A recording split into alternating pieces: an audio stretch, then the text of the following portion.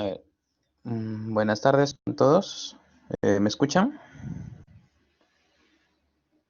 Sí, doctor. Ok. Bueno, el día de hoy vamos a hacer la clase teórica en relación a patología medicinal. Antes de eso, por favor, ¿podrían todos colocar presente, los que están presentes, porque el chat se graba para poder ver lo de la asistencia, por favor?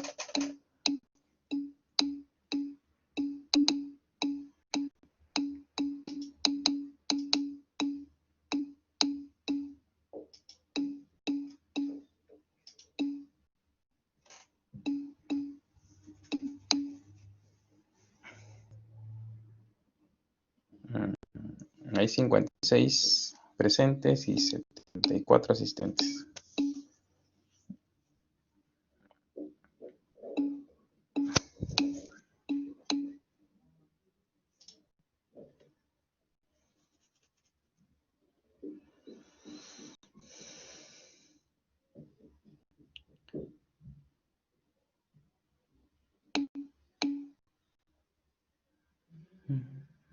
Bueno,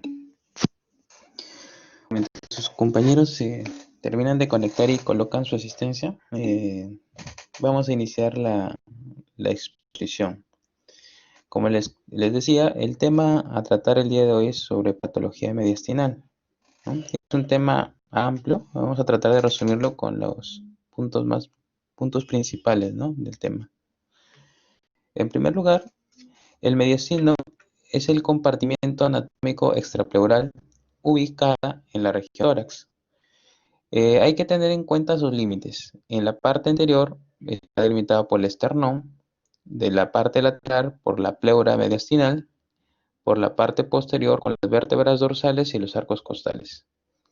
Tenemos que considerar que se haya comunicado con el cuello y con el hueco supraclavicular a través de la abertura superior del tórax, cerrado por debajo por el diafragma.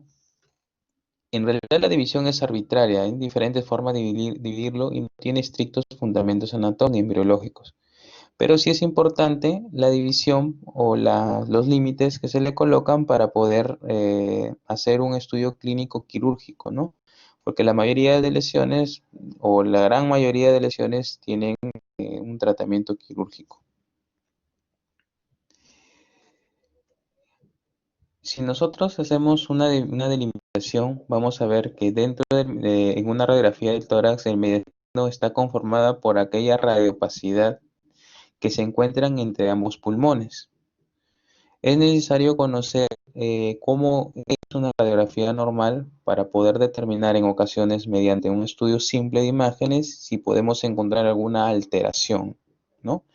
Vemos ahí, dentro del mediastino, en la parte central, vamos a encontrar corazón, los grandes vasos, el hilio pulmonar con los grandes vasos, la tráquea, lo que son los bronquios, que es la división traqueal, y el esófago, ¿no? Entonces va a ser una vista anterior de lo que es el mediastino.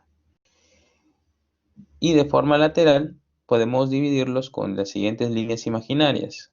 Una línea, la primera, la línea celeste que vemos acá, que va a dividir la parte superior del mediastino con una línea que va del manubrio, del cuerpo del esternón, hasta la cuarta vértebra, hasta el cuerpo de la cuarta vértebra dorsal. Una línea oscura delante de la tráquea, esta línea azul oscura, que va a rodear la cara posterior del corazón, y una línea verde que recorre a 1 centímetro por delante, por detrás del margen anterior de las vértebras dorsales, ¿no? Por delante, ¿no? Entonces, esta va a ser la forma por la cual nosotros vamos a poder dividir lo que es el mediastino anterior, el superior, el medio y el posterior, ¿no? Esa es la forma, mediante estas líneas imaginarias, cómo podemos dividir anatómicamente nuestro mediastino.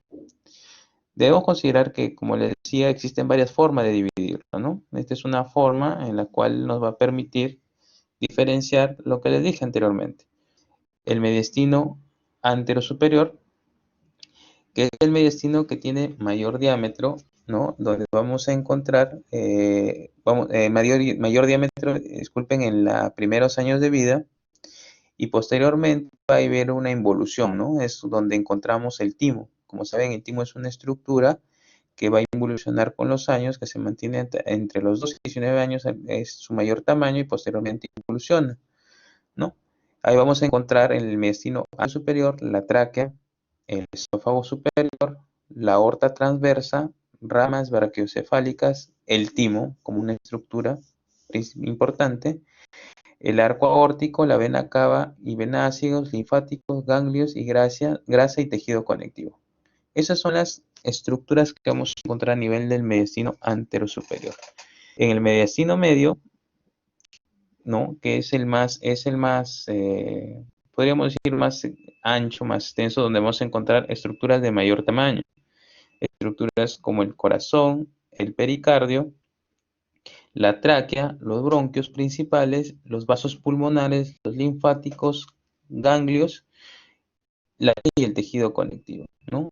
Una estructura o la porción mucho más ancha donde ya van estructuras de mayor tamaño, y el mediastino posterior principalmente vamos a encontrar estructuras nerviosas como la cadena simpática, el nervio vago. También vamos a encontrar una porción del esófago, el conducto torácico, que es de tipo linfático, nervios intercostales, parte de la aorta descendente, ganglios linfáticos, gracias y tejido conectivo, ¿no?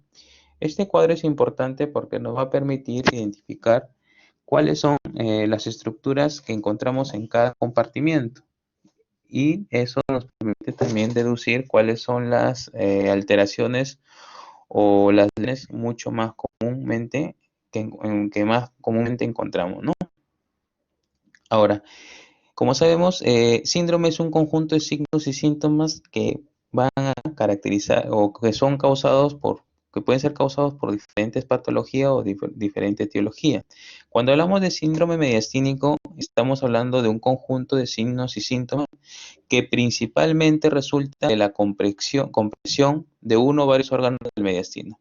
La principal forma en la cual se van a presentar la sintomatología en la patología mediastinal es por el efecto mecánico de las diferentes lesiones que se van a dar en el mediastino. Generalmente se observa por este tipo de síntomas, se van a observar, si presentan sintomatología, van a ser principalmente malignos en el 70-80%, y los benignos solamente en un 7%, que son principalmente por alteraciones cardiovasculares del pericardio, aneurismas también de la aorta. Pueden también ser por inflamatorios difusos, agudos o crónicos, y los síntomas y signos guardan relación con la topografía, es decir, la localización, y la rapidez en las cuales se va a instalar el proceso causal. Debemos considerar que la mayoría de lesiones o tumores intestinales van a ser de tipo benignos, y la mayor cantidad de lesiones van a ser hallazgos que no se van a buscar, sino son hallazgos de tipo incidental. Es decir, por un examen de rutina pueden encontrar alteraciones del mediastino y posteriormente, haciendo un estudio, se puede dar un diagnóstico, ¿no? Las manifestaciones respiratorias son las más frecuentes.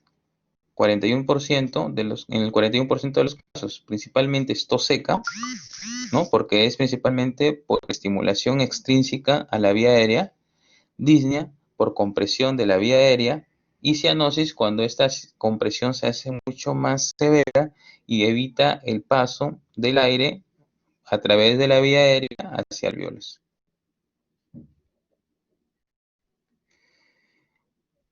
Vamos a ver el primer síndrome, que es el neumomediastino. El neumomediastino, como su mismo nombre lo dice, es la presencia de aire a nivel del mediastino en esta estructura. También se le conoce como enfisema mediastinal. Puede tener múltiples etiologías. Cualquier cosa que produzca un incremento de la presión intratorácica puede producir la ruptura de estructuras aéreas, por ejemplo, lo que son los las estructuras alveolares, por ejemplo, la tos, la defecación, el mismo parto, enfermedades agudas respiratorias, por ejemplo, las crisis asmáticas severas, los EPOC compensados, la neumonía, la tuberculosis pulmonar que provoca lesión a nivel del parénquima pulmonar. También están incluidos acá los traumatismos torácicos, tanto abiertos como cerrados, ¿no? Neumotórax, porque la presencia de pleura puede hacer que el aire se vaya a través de la pleura hacia el mediastino. Acuérdense que la pleura va a revestir parte del mediastino. La rotura de órganos huecos, como la tráquea, el esófago, la mediastinitis, que es una infección, y también por procedimientos, ¿no? Los llamados iatrogénicos. Por ejemplo, cuando se realiza una endoscopía, podría haber perforación esofágica, por ejemplo, o también cuando es una broncoscopía se puede hacer una perforación a través de la vía aérea, se puede producir la presencia de aire en el mediastino. Radiológicamente, vamos a ver, por ejemplo, esta es una radiografía simple en el cual vamos a ver un mediastino ensanchado, ¿no? Un poco ancho.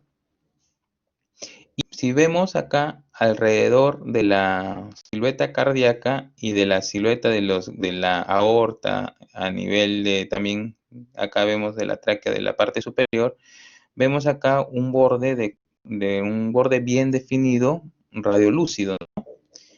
Acá bordeando la silueta cardíaca, eso es la presencia de aire. Cuando hay un neumomediastino, el aire puede irse a través de la pleura y puede ir hacia la piel, lo que provoca también un enfisema subcutáneo. Si se dan cuenta, acá vemos en la zona de grasa, ¿no? En la zona de tejido celular subcutáneo, por fuera del tórax, de la cavidad torácica, podemos ver acá presencia de una radiopacidad heterogénea, que es la presencia de aire, ¿no? Que va en la zona axilar, la zona del hombro y la zona del cuello, ¿no? Este es un neumomediastino con un enfisema subcutáneo. ¿Cuáles son los síntomas del neumomediastino? Bueno, la mayoría de veces son asintomáticos porque son ruptura de pequeñas estructuras alveolares que no provocan mayor sintomatología. Y a veces son solamente hallazgos radiológicos. Y en esos casos el tratamiento solamente es la observación, ¿no? La observación y el monitoreo mediante las imágenes. Cuando son de mayor tamaño y la presentación o la instalación es rápida, puede provocar dolor retroesternal tipo opresivo, disnea que es congruente con el tamaño del mediastino. Como les dije, puede haber la salida del aire del mediastino hacia la cavidad pleural y posteriormente hacia lo que es el tejido subcutáneo, produciendo el enfisema. El aire a nivel del mediastino produce compresión de los grandes vasos, pudiendo provocar ingurgitación yugular. El signo de Hamann, que es un crujido, chasquido sincrónico con los latidos del corazón por la presencia de aire en los tejidos. El aire puede penetrar en el mediastino por ruptura de los alvéolos. Como les dije, cualquier cosa que produzca un incremento en la presión intratorácica y pueda provocar ruptura alveolar puede provocar un mediastino, ¿no? Esto lo vemos en pacientes que ya tienen una patología pulmonar crónica de fondo. El aire abre paso a lo largo de las vainas perivasculares hacia el mediastino, cuello, y también puede haber o no un neumotórax asociado. ¿Ya? Entonces, esos son los síntomas clínicos. Puede ser asintomático, dolor retroesternal, enfisema subcutáneo, ingurgitación yugular y síndrome de Hamann. Es importante que tengan en cuenta eso, ¿no? Acá igual vemos una imagen en la cual vemos nuevamente, es un neumomediastino pequeño, ¿no? Probablemente no produce mayor sintomatología, sin embargo, vemos, está bien definida acá la presencia del aire alrededor del pericardio, ¿no? Alrededor de la silueta cardíaca, no hay presencia de aire en lo que es el tejido celular cutáneo. Y tomográficamente, ¿cómo lo vemos, no? Vemos aquí, en la tomografía se observa claro cómo se está disecando, ¿no? Cómo se diseca el pericardio del resto de las estructuras, ¿no? Hay un espacio bien definido, ¿no? Y en el medio, ven acá el corazón, se ve cómo, cómo se va separando las estructuras, ¿no? Inclusive, mira, vemos la diferencia, cómo se disecan los grandes vasos, ¿no? La aorta, de las grandes venas, de lo que son la vena ácidos, inclusive del esófago, ¿no? Acá también vemos, ¿no? Es la presencia de aire. Generalmente, como les decía, es asintomática o simplemente es un hallazgo, ¿no? Ahora, aparte del neumomediastino, podemos encontrar también la mediastinitis aguda, que es una inflamación intensa del mediastino. Generalmente puede ser por origen externo, es decir, por una causa no directamente del mediastino. Por ejemplo, por contigüidad de la pleura con el mediastino, del pulmón, de lesiones ganglionares, heridas penetrantes torácicas, ¿no? Posoperatorias en el caso de cirugías torácicas o por postesternotomía medial. También pueden ser por origen interno, es decir, por lesión directa de órganos que se encuentran en el mismo mediastino, por ejemplo, lesión cerebral, por infecciones, por ejemplo, flemón en el suelo de la boca, acceso retrofaríngeo, perforación esofágica, por las diferentes causas, ¿no? Traumatismo cerrado, esofagoscopía, los procedimientos, o puede ser espontánea como en el síndrome de Borjave, que es la perforación espontánea o ruptura posemética del esófago, ¿no? Post la presencia de vómitos intensos. También por la ingesta de un cuerpo extraño, quemaduras o lesiones por cáusticos, ¿no? En lo que es la lejía, en el cáncer de esófago y también post cirugía por la discencia de suturas.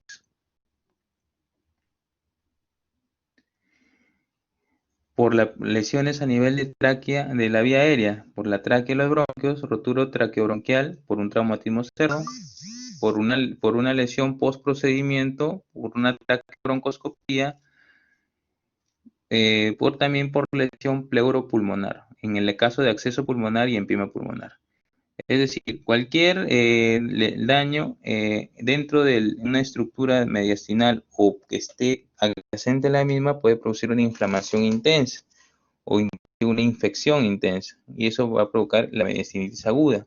Características principales es un comienzo súbito.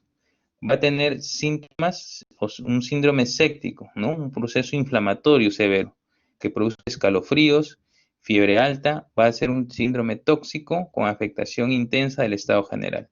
Va a haber los signos de shock, hipovolemia, del shock séptico, como sabemos, ya afectación de la función renal, la función también de la función cardíaca, va a haber taquicardia, hipotensión, entre otros. Eso es de manera general, ¿no? De manera sistémica, pero de manera local, es decir, el tórax va a provocar dolor retroesternal pleural. Refieren un dolor intenso, ¿no? Tipo punzada. También va a producir síndrome de compresión mediastínica. Si la inflamación es grande, puede provocar compresión de estructuras huecas, por ejemplo, del esófago, y va a producir dificultad para tragar. Va a haber alteración, también puede producir compresión de la tráquea y va a producir obstrucción de la vía aérea. Enfisema subcutáneo por la presencia de aire, inclusive si hay una invasión o hay una infección por gérmenes anaerobios, puede producir aire, el signo de Hamann, que ya lo mencionamos, y también la presencia de pioneumotórax, ¿no? La presencia de aire, la presencia de pus, ¿no? Dentro del mediastino, secundario a un proceso inflamatorio o infeccioso.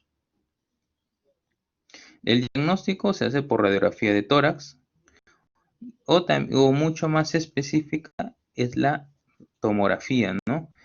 En ambas imágenes vamos a encontrar un ensanchamiento mediastinal marcado un neumomediastino, derrame pleural y neumotórax. Esas son las hallazgos que podemos encontrar en una mediastinitis aguda. La mediastinitis aguda es un síndrome grave, ¿no? Que debe ser manejado en una unidad de cuidados intensivos con intubación orotraqueal. Si no se resuelve en el tiempo, debemos realizar una traqueostomía, utilizar antibióticos de amplio espectro, mejorar la hidratación para evitar el shock séptico. En el caso de que encontremos accesos, podemos colocar un drenaje mediastínico para eliminar toda la secreción purulenta. Y si hay una lesión específica, debemos tratar de manejarlo con un tratamiento quirúrgico. ¿Ok? La mortalidad de la mediastinitis aguda es superior al 50%, a pesar de que se realice un tratamiento adecuado. Vemos ahí una paciente que va a tener un acceso mediastinal. Vemos ahí la radiografía de tórax, donde observamos un ensanchamiento marcado en el mediastino superior, inclusive con un desplazamiento del parénquima pulmonar, ¿no? Hacia el lado contralateral. Vemos su tomografía, en las cuales vemos ahí una imagen homogénea con una pared gruesa, que es un acceso, ¿no? Un acceso mediastinal. Ese acceso mediastinal, vemos una imagen hipodensa con una pared gruesa irregular y también signos inflamatorios en la zona mediastinal media, ¿no? El mediastino medio. Esta lesión debe ser manejada, como dijimos, de manera con antibióticos, con medicación, pero el tratamiento de elección es el drenaje, ¿no? El tratamiento quirúrgico, las maniobras invasivas. Ahora, hemos visto los dos síndromes mucho más comunes, que es el neumomediastino y lo que es la mediastinitis aguda. Sin embargo, también hay el síndrome tumoral, o sea, es decir, las lesiones sólidas que vamos a encontrar a nivel de los diferentes compartimientos del mediastino. Es aquí donde nos van a servir el conocer la división del mediastino en supero anterior, medio y posterior, porque de acuerdo a las estructuras que se ubican en cada uno de estos compartimientos, vamos a ver las lesiones. Por ejemplo, en el mediastino superior vamos a ver timoma, quistes tímicos, linfomas, lesiones tiroideas. En el anterior, en el anterior, timomas, también tumores germinales, lesiones tiroideas, linfomas, parangiomas, linfangiomas, hematomas, lipomas. En la parte media, lesiones más relacionadas con la parte cardíaca, como quistes pericárdicos, quistes broncogénicos, linfoma. Y en la parte posterior, lesiones del tipo en relación a estructuras neurogénicas, ¿no? Como el neuroglioma, neurofibroma, ganglioneuroma, schwannoma maligno, blastomas, entre otros, ¿no? Entonces, es importante, antes de entrar a esto, conocer las estructuras que vamos a encontrar en cada uno de los compartimientos mediastinales. Y comenzamos con el mediastino anterior, ¿no? El mediastino supero anterior, ¿no? Acá resaltamos el nombre de timoma porque es la tumoración o la lesión sólida más común que encontramos en el mediastino anterior. Generalmente, el timoma se va a asociar a Myasthenia gravis en el 30% de los casos, ¿no? Y otros tumores del timo podemos encontrar también, que pueden ser, generalmente el timoma es del tipo benigno. Vamos a encontrar lesiones de lo que es la tiroides, óseo, lesiones de la paratiroides, como el adenoma. Los tumores germinales también son comunes acá, ¿no? Los famosos teratomas. también las adenopatías, el carcinoma mediastínico, tumores mesenquimales y también lo que es la grasa pericárdica. Cuando hablamos de timoma, hablamos de una estructura de gran tamaño. Acá vemos una imagen hipodensa en cápsula con imágenes bien hipodensas en el centro. Esto es debido a que mientras más grande sea una lesión tumoral, va a comenzar a producirse necrosis de la parte central, debido a que por el tamaño ya no hay una adecuada vascularización de esas estructuras y por eso produce la necrosis del tejido, ¿no?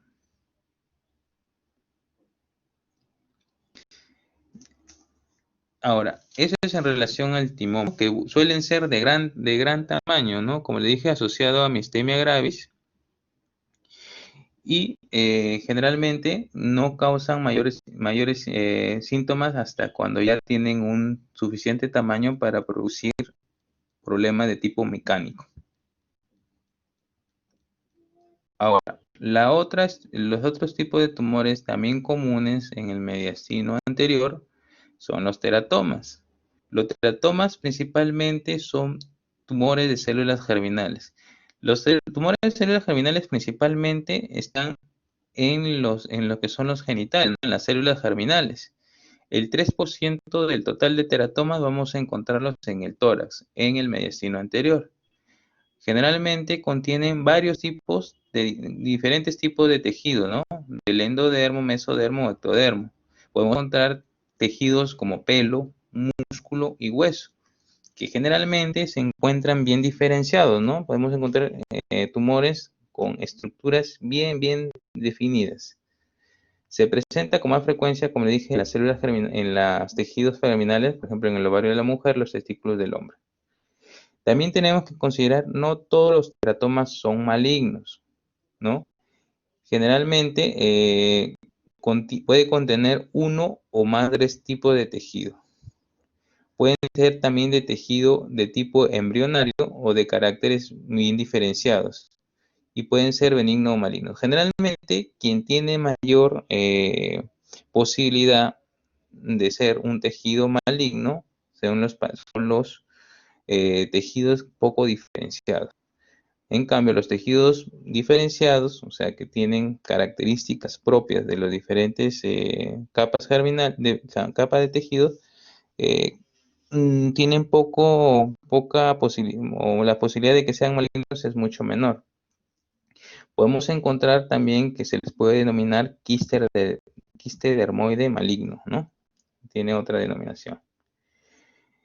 Como les dije, el teratoma se presenta con frecuencia como parte del componente de un tumor germinal mixto y ocurre en forma pura aproximadamente 7% de los casos. Generalmente, cuando hablamos de teratoma, hablamos de tumores de personas jóvenes, dentro de las primeras 3 décadas de vida, siendo más comunes en los adolescentes y adultos jóvenes. Como les dije, pueden ser maduros y pueden ser inmaduros. Generalmente, mientras más edad tenga la persona, o mientras más edad se presente el teratoma, mayor posibilidad de malignidad. El teratoma quístico maduro, más frecuente en el ovario de la mujer, sin embargo, también podemos encontrarlo en el tórax, en el mediastino anterior. Es una masa de gran quiste que ocupa la mayor parte de ella. En su cavidad hay material sebáceo y pelos, ¿no? Características del ectodermo, ¿no? La pared de pocos milímetros de espesor tiene la estructura de piel con una superficie epidérmica hacia la cavidad. Por eso se llama quiste dermoide, por la presencia de piel, ¿no? Piel bien constituida en la cavidad del quiste. También, aparte de las estructuras de tipo cutánea, como la piel, los cabellos y las glándulas sebáceas, podemos encontrar otros tejidos. Por ejemplo, podemos encontrar tejidos como el diente, cartílagos o también tejido óseo. El teratoma sólido maduro, microscópicamente sólido, aunque puede contener múltiples quistes.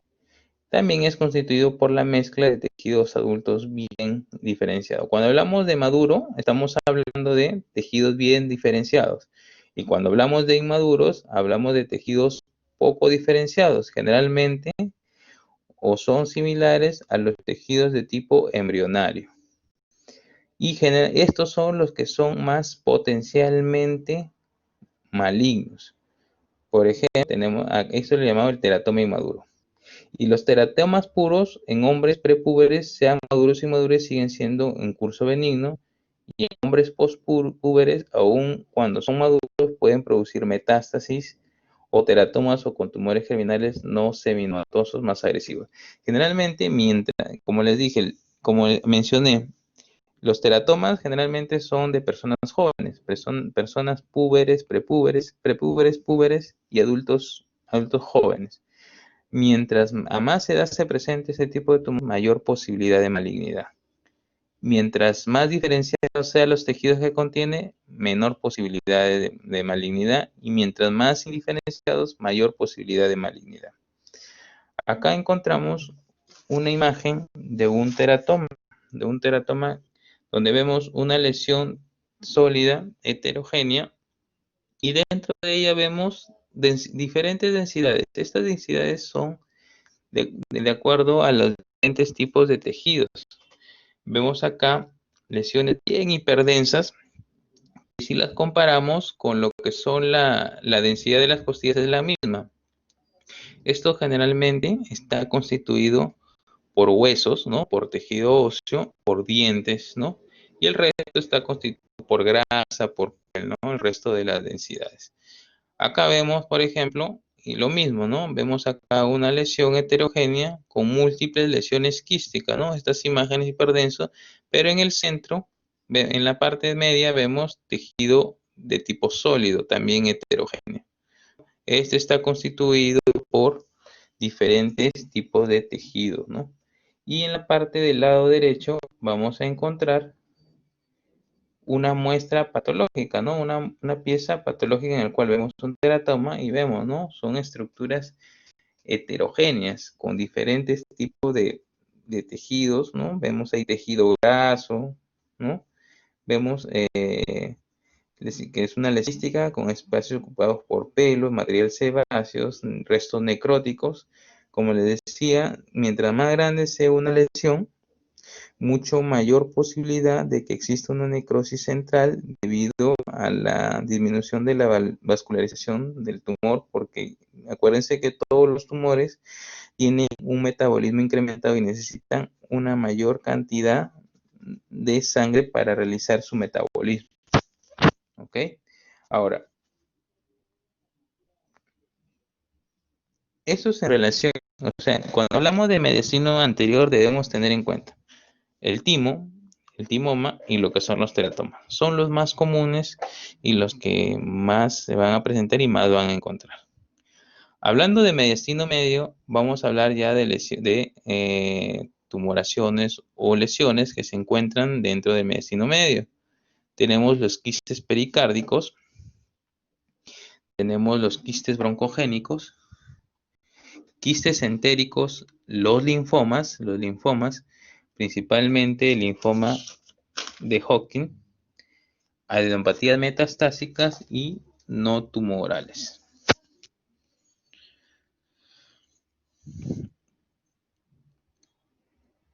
Ahora, en realidad las lesiones del mediastino medio son poco comunes, no son un poco comunes excepto lo que es el linfoma. Generalmente son lesiones, la medicina media principalmente vemos lesiones de tipo ganglionar, ¿no? Lesiones del sistema linfático. Y ahí vamos a encontrar el linfoma, principalmente, como les dije, el linfoma de Hodgkin, ¿no? El resto de lesiones son comunes y van a presentarse, los síntomas o signos que presentan no son tan severos, ¿no? Ahora, el otro compartimiento es los tumores del mediastino posterior. Como mencionaba, principalmente son estructuras de tipo neurogénicas. Y esos son los tumores que van a predominar. los tumores neurogénicos, pero también podemos encontrar los quistes entéricos o neuroentéricos, tumores esofágicos, el meningocele, hematopoiesis extramedular y tumores mesenquimales. De los tumores neurogénicos, que son los más comunes, tenemos el neurolimoma o schwannoma, el neurofibra, los ganglios neuroblastomas y el neuroblastoma, ¿no?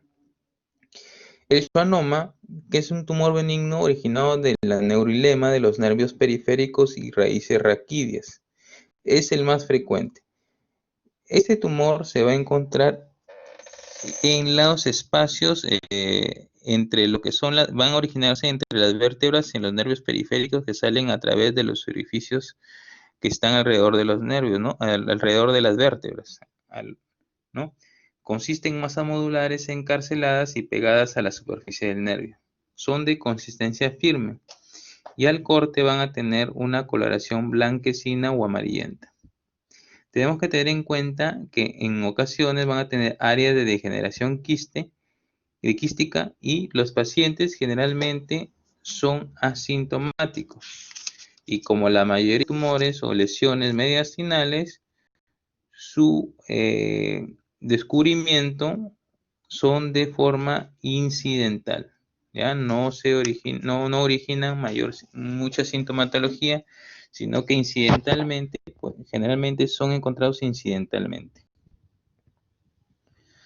Aquí vemos una imagen en la cual vemos la lesión, ¿no? Es un schwannoma, ¿no? Acá lo vemos pegado en la zona lateral, a un costado de un cuerpo vertebral, y acá vemos en un corte transversal, vemos mucho mejor cómo se origina la tumoración en una raíz nerviosa anterior, ¿no? En este caso, una raíz nerviosa anterior, ¿no? Como hace una especie de imagen de un reloj de arena, ¿no? Donde el cuello se encuentra pegado a la vértebra y posteriormente su cuerpo.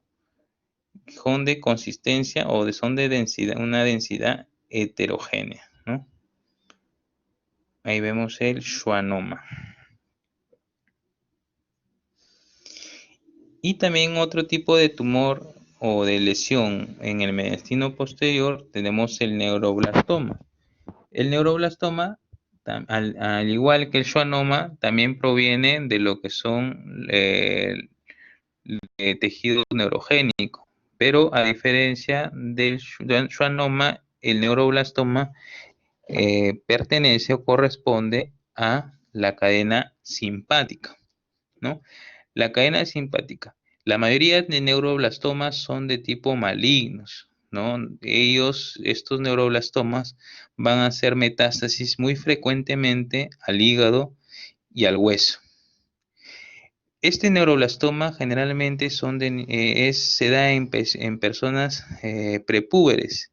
Generalmente cuando se da en personas menores de un año, tienen mejor pronóstico que en las personas mayores de un año. Y están relacionadas principalmente también con un incremento de las catecolaminas séricas. Acuérdense, lo que es el simpático tiene que ver con las catecolaminas, ¿no? Con el incremento de este tipo de hormona. ¿Ok? Entonces, también hay que considerar el neuroblastoma por la edad del paciente. Como le dije, son generalmente personas prepúberes, niños o infantes, ¿no? Y las características que pueden presentarse en un paciente con catecolaminas elevadas, como por ejemplo taquicardia, incremento de todo lo que son los reflejos simpáticos. Bueno, esos son, cuando hablamos de mediastino posterior, hablamos principalmente del schwannoma y el neuroblastoma debido a la importancia en los pacientes, en los niños pequeños, ¿no? Pero todas estas lesiones tumorales o todas estas patologías que hemos visto, incluyendo el neumomediastino, la mediastinitis o los diferentes tumores, pueden producir el conocido, que ya deben haber ustedes escuchado, el síndrome de la vena cava superior. El síndrome de la vena cava superior es un conjunto de síntomas causado por un deterioro o una obstrucción del flujo sanguíneo a través de la vena cava superior. Esta vena cava superior va a drenar la sangre de los miembros superiores y de la parte superior del cuerpo, de la cabeza y del tórax superior, ¿no? Y al ver una obstrucción de la vena superior, va a haber un incremento de la presión incremento de la circulación a nivel de estas zonas, a nivel de la cabeza, cuello, tórax y brazos. Y ahorita vamos a ver cuáles son las características. El primer síntoma es la disnea. Puede haber ronquera debido al compromiso o a la obstrucción de la vía aérea superior, disfagia por afectación también de lo que es el esófago, tos originado por compresión extrínseca, dolor de tórax por incremento por el efecto mecánico que produce la tumoración o la causa en diferentes estructuras neurogénicas, hemoptisis cuando hay afectación también del parénquima pulmonar o de otras o estructuras vasculares. A ver, principalmente, o lo que más caracteriza al síndrome de la vena cava superior es lo que vamos a encontrar a la inspección en el examen físico. ¿Qué vamos a encontrar? Un edema de cara, cuello, tronco superior y extremidades. El edema de cara y cuello se le llama edema en esclavina, ¿no? Por la parte de las clavículas, ¿no? Toda la zona supraclavicular va a haber un edema marcado. Vamos a encontrar una distensión de la vena cava, vena del cuello. Acuérdense que las venas del cuello desembocan en la vena superior. A haber una obstrucción de la misma, va a haber un incremento de la presión en lo que son en todas las venas que desembocan en la misma, ¿no? Y va a haber una distensión de todas estas venas. Edema de la, ¿no? Al aumentar la presión hidrostática va a haber incremento o la extravasación de líquido del intravascular hacia el intersticio, lo que va a provocar edema de la cara, en las extremidades superiores. Y al haber mayor cantidad de sangre a nivel de estas áreas, va a haber una plétora, una coloración mucho más rojiza, ¿no? Como si el paciente tuviera vergüenza, ¿no? Una coloración roja de la cara, del cuello, ¿no? De todas las estructuras por la hiperemia en estas zonas debido a la obstrucción de la vena cava superior. Todos estos síntomas que van a producir incremento de la frecuencia respiratoria, incremento también de la frecuencia cardíaca. Cuando el síndrome de vena cava superior es intenso, que va a provocar por efecto mecánico la obstrucción de la vía aérea, puede producir una cianosis.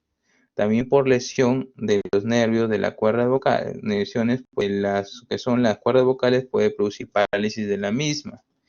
Puede producir también el síndrome de Claudio-Bernard-Horner, que es característico por miosis, enoftalmo y tosis palpebral. Estos tres signos son que corresponden a este síndrome. Se encuentra o lo podemos encontrar el tumor de páncreas, ¿no? En el tumor de páncreas, que es un cáncer, una tumoración maligna a nivel del ápice pulmonar, que es común que produzca el síndrome de vena cava superior. La tríada clásica de un síndrome de vena cava superior está compuesto por el edema en esclavina, que ya les mencionamos, ¿no? Todo lo que está por arriba de las clavículas, que es edema de cuello y de ambos brazos. O en su defecto puede ser de uno de los brazos nada más, no necesariamente de los dos brazos. Puede haber cianosis de mano y cara, cianosis debido a que ya no llega a una circulación, o en todo caso porque como hay una hiperemia, pero por sangre no oxigenada, acuérdense que es una obstrucción a nivel venoso, puede tomar esta coloración, estas áreas, estas zonas donde hay una hiperemia, pero con sangre poco oxigenada. También puede haber una circulación colateral debido a que incrementa la presión a nivel de lo que es la vena cava superior. Todas las venas que confluyen en ella van a incrementar su presión, entonces va a haber un incremento también en el diámetro, en el volumen de todas las venas, las venas pequeñas que van a producir una circulación suplementaria, ¿no? En el área tóraco-braquial, principalmente tórax anterior va a ser mucho más visible. Acá vemos una imagen, un paciente. En el lado izquierdo es una foto normal del paciente, ¿no? Pero en el lado derecho vemos ahí la diferencia, ¿no? En lo que es el rostro, ¿no? La diferencia, el contraste que vemos entre la cara del paciente, en la zona del cuello y la cara, con el resto del cuerpo. Eso se llama la plétora, ¿no?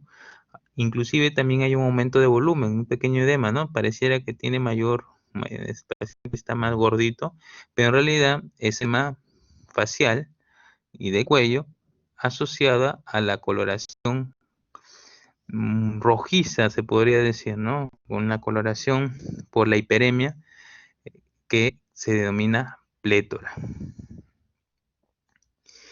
La circulación colateral, ¿no? Vemos aquí en la imagen, en el lado derecho, vemos acá una vena, ¿no? Una vena grande. Es lo mismo que podemos observar en los pacientes circos, ¿no? Los pacientes cirróticos, por obstrucción de la vena porta, hacen circulación colateral en la pared abdominal. En el síndrome de vena cava superior, por obstrucción de la vena cava superior, se va a ver una circulación colateral, pero a nivel del tórax, ¿no? Acá vemos las venas, ¿no? Acá mucho más notorio el mismo paciente, ¿no? Cómo viene la vena, ¿no? Desde la parte de la clavícula va descendiendo, ¿no? En el otro lado, ¿no? Muy notorio la circulación colateral. ¿Cuáles son las causas del síndrome de la vena cava superior? La principal causa del síndrome de vena cava superior, como lo mencioné anteriormente, es el cáncer de pulmón. Esa es la principal causa. Y con nombre específico tenemos que muy comúnmente lo presenta el de páncreas, que es un tumor de ápice pulmonar, principalmente del lado derecho. Puede ser cáncer de pulmón de células pequeñas, de células escamosas, adenocarcinomas, linfoma no Hodgkin también y de células grandes.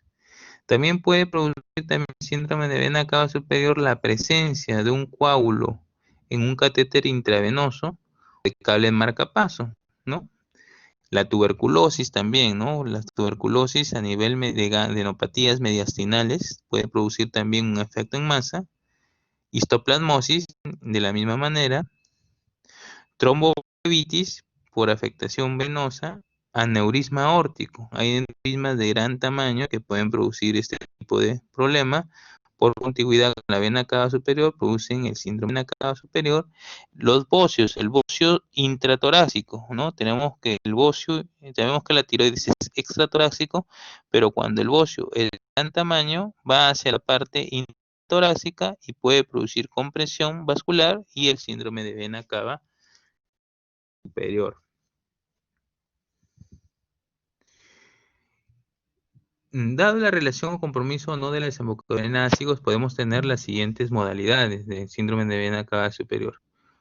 Cuando la obstrucción o la compresión se da por debajo de la desembocadura de la vena ácidos, la circulación colateral es escasa. Invierte la dirección de su corriente y se deriva hacia la vena inferior. O sea, cuando la obstrucción es abajo.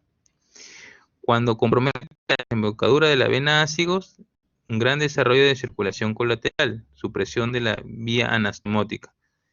Y cuando se da por encima de la base de vena ácidos, hay una circulación, también hay circulación colateral. O sea, acuérdense que una forma con la cual se compensa el incremento de la presión a nivel de la vena cava superior o la opción de la misma es mediante la vena ácido. Si mientras más abajo se produzca la obstrucción, va a permitir que la vena ciegos pueda funcionar como una colateral. Pero si se da por encima de la misma, ya no va a permitir esto. Entonces es ahí donde se va a formar la mayor cantidad de circulación colateral.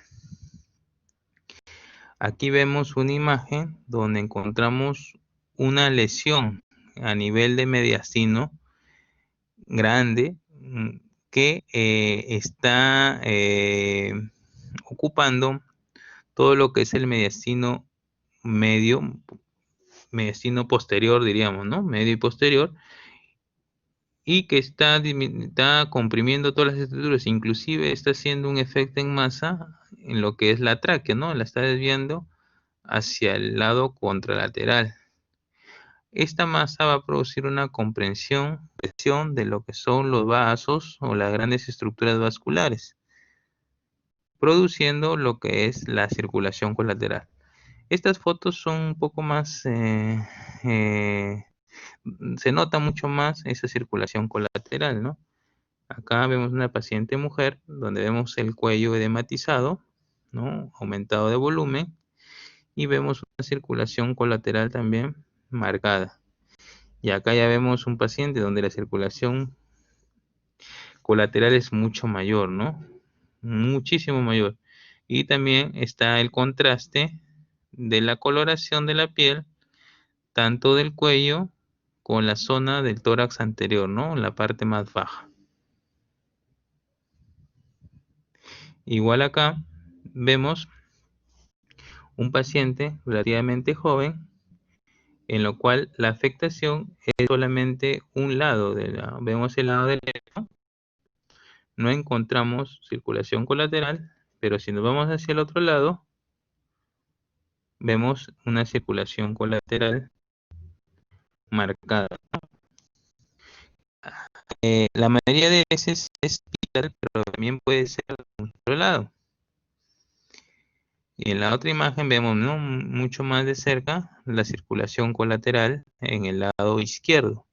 Inclusive hay un incremento del volumen, ¿no? Se ve mucho más edematizado toda la zona del hombro comparado con el otro lado. Inclusive ya no se nota la escotadura supraclavicular, ¿no? En este orificio, ¿no?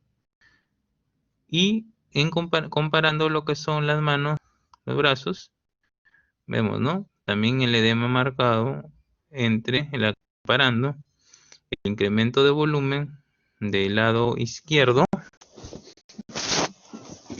también con el incremento de la coloración, ¿no? Tiene un poco de hiperemia. Eso también es también debido a la obstrucción por un síndrome de vena cava superior. ¿Ok? Bueno, hemos revisado de manera resumida las principales lesiones a nivel de mediastino, ¿no? Hemos primero visto cómo se divide el mediastino antero superior, mediastino medio, mediastino posterior.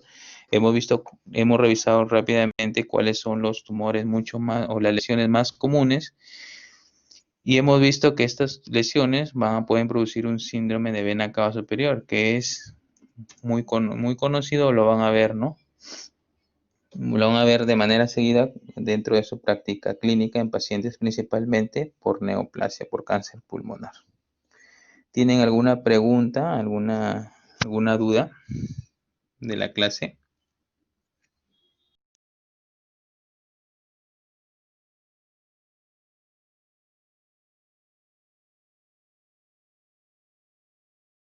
A ver, Ilan, ¿puedes decir tu pregunta?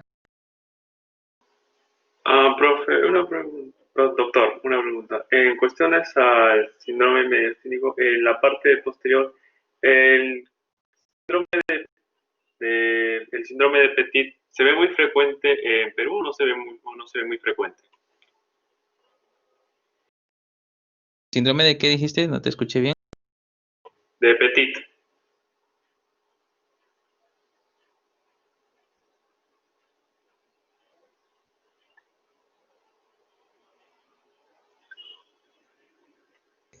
Mira, el síndrome de Petit, si no me equivoco, me estás hablando de un síndrome secundario a un adenocarcinoma, si no me equivoco, pulmonar. ¿O a qué síndrome te refieres? No recuerdo muy bien. Bueno, cuando estaba así decían que era un síndrome en el que comprometía justamente los nervios simpáticos, que hacía algo parecido al síndrome de Bernard Horner, solo que lo hacía como la inversa, en vez de que este sea por una compresión y disminuye el estímulo, en este caso este al parecer lo aumenta y hace una sintomatología parecida al síndrome de Bernard Horner. Ah, ya. Mira, en realidad el síndrome de Horner, sí, lo hemos visto lo hemos visto muy seguido, ¿no? Inclusive el síndrome de Petit que mencionas no es tan conocido como probablemente por la baja incidencia que puede tener. En cambio, el síndrome de Horner, que es por la lesión parasimpática, es mucho más común. Y sí le hemos, al menos en los pacientes hospitalizados con cáncer pulmonar, lo hemos visto en varias ocasiones, ¿no? En cambio, el otro síndrome que me mencionas, no lo he visto, no lo hemos al menos yo no lo he visto y no te podría decir si su incidencia es mayor o menor, ¿no? En realidad, los tumores mediastinales posteriores no tienen una incidencia muy alta en nuestro medio. La mayoría si hablamos de tumoraciones o de lesiones mediastinales, las que llevan mayor cantidad, la mayor incidencia son las tumoraciones o las lesiones de mediastino anterior, como le mencionaba, el timoma y los teratomas y lo que es los linfomas en la parte mediastino medio y también lo que es mediastino anterior, que también también pueden producir lesiones a ese nivel. Los de mediastino posterior son muchísimo menos comunes, mucho menos comunes, y por consiguiente también es mucho menos común la producción de ese tipo de síndrome, ¿no? Como te digo, en una de las primeras veces que escucho ese nombre, y de verdad que nunca he visto un caso similar, ¿no? No voy a engañar diciendo que sí he visto, ¿no? Pero son poco comunes en realidad los de las lesiones de mediastino posterior.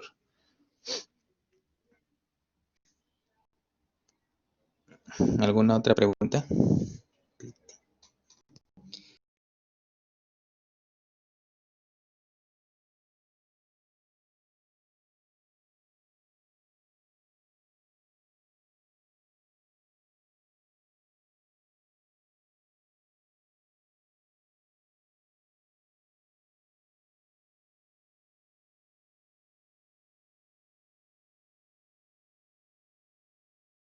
Para el examen principalmente voy a tocar lo que es teratoma, timoma y síndrome de vena cava superior, ¿no?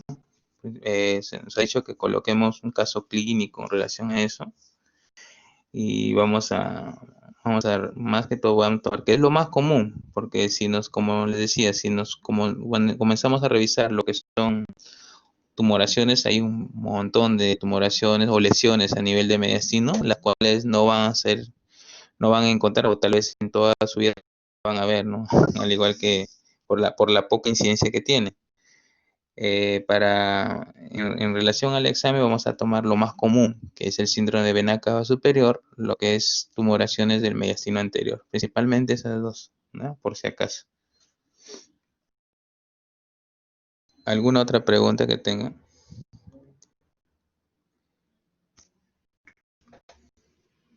Tumor.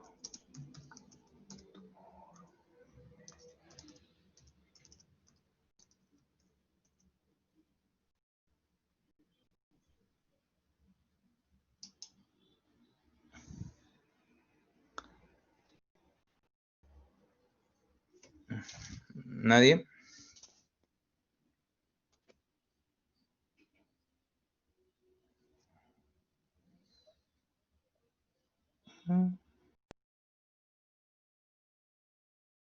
Bueno, si no hay otra pregunta, eh, damos por concluida A ver, Ilan, nuevamente tú. A ver. Dime, Ilan. Profesor, Doctor, ¿podría repetirme cómo él hace la división sobre mediastino anterior, medio y posterior? ¿Es antes de en la cara posterior del corazón o es en la cara anterior donde hace para definir entre mediastino medio y anterior?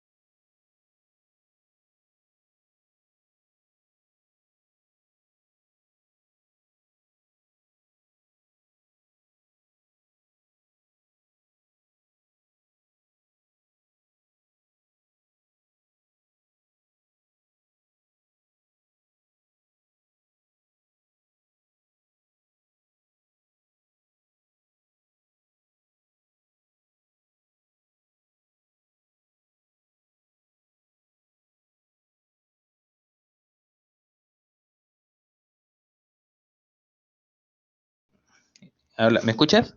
Ay, estoy hablando. Aló. Hola. Sí, doctor, sí lo escucho. Ya, te decía, mira, mira, acá vemos, en esa imagen, ¿ves la imagen que está ahí? Agrandada, ¿se ve o no se ve? Ah, la del tórax que está dividido, ¿a eso se refiere?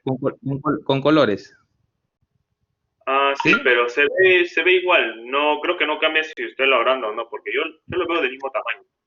Bueno, en la imagen, bueno, tú trata de agrandarla ahí, en la imagen se va a ver ahí los colores, el rojo que corresponde al mediastino medio, la parte amarilla al mediastino anterior.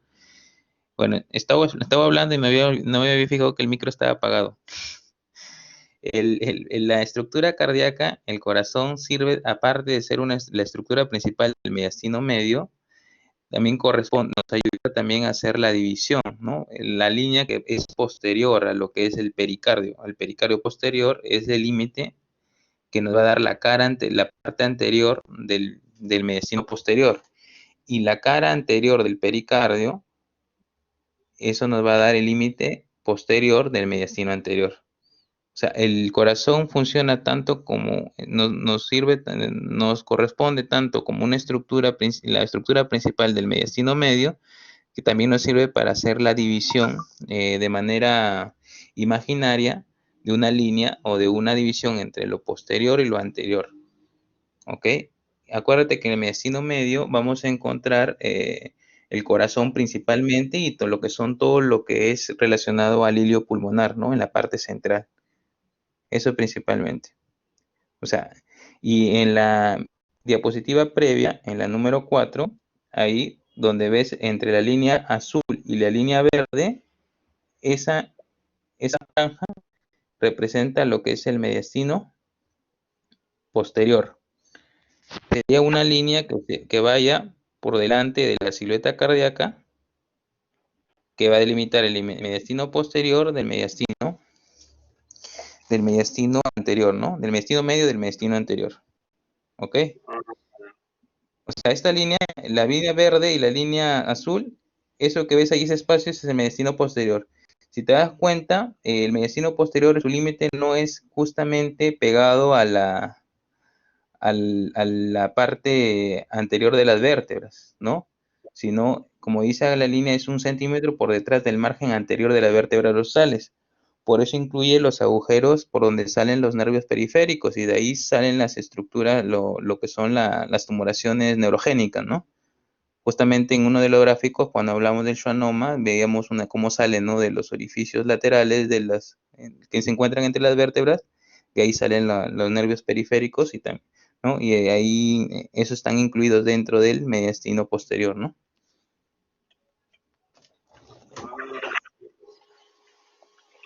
ya entendí.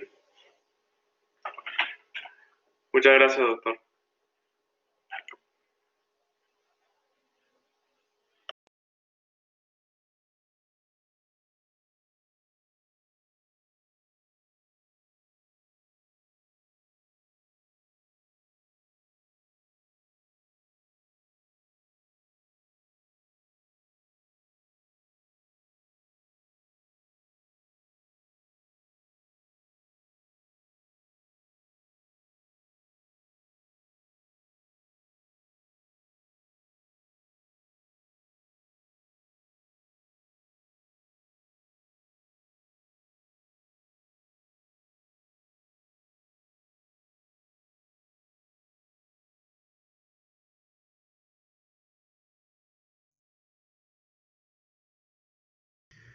Bueno, se me fue la señal por un momento.